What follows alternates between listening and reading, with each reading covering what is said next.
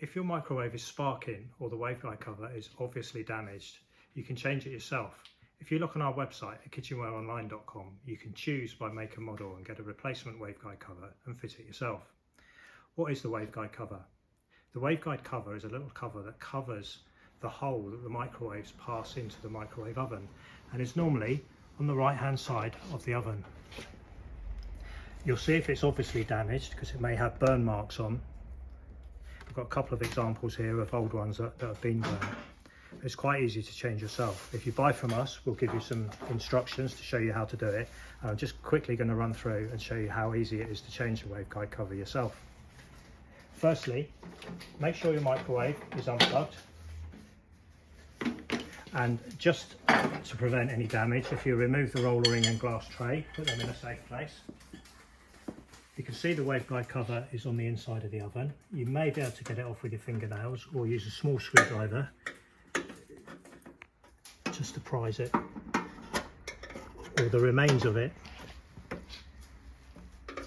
out of the oven.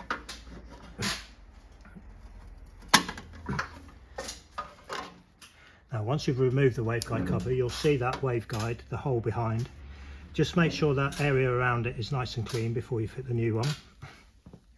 With the new cover, like I say, we have lots of makes and models actually on our website ready-made to shape.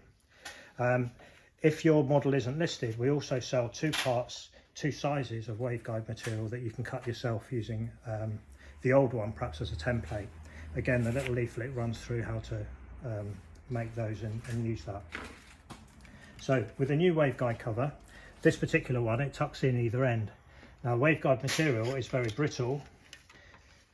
When it's new, it's quite hard, but you are able just to bend it slightly, and that's what you need to do to fit the new one. So I'm just going to do that now.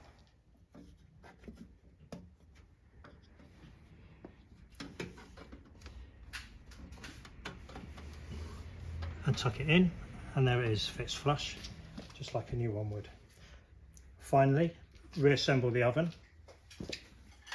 and just try it. Make sure you never run the oven empty, so just put a jug of water in, run the oven as normal, and it should be fine, no sparking. Job done.